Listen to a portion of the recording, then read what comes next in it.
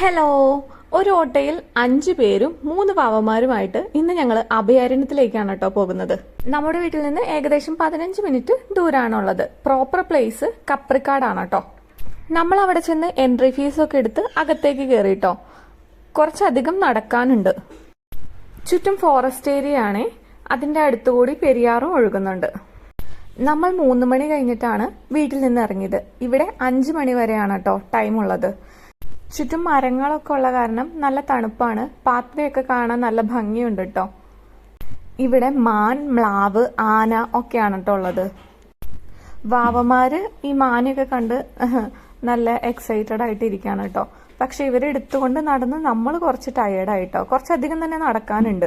പിന്നെ ആനയൊക്കെ കണ്ടു. ഈ ആന നമ്മൾ ചെന്നപ്പോ തൊട്ട് ഡാൻസ് കളിക്കാണ് കേട്ടോ.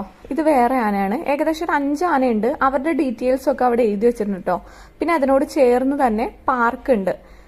പാർക്കിൽ കുറെ ടൈപ്പ് ഊഞ്ഞാലുകളും റൈഡുകളും ഒക്കെ ഉണ്ടായിരുന്നു കേട്ടോ. അതിലൊക്കെ നമ്മൾ കയറി. ആക്ച്വലി നമുക്ക് ടോട്ടൽ അഭയാരണ്യത്തിൽ ഈ പാർക്കാണ് കുറച്ചും കൂടി എന്റർടൈൻമെന്റ് ആയിട്ട് തോന്നിയത്.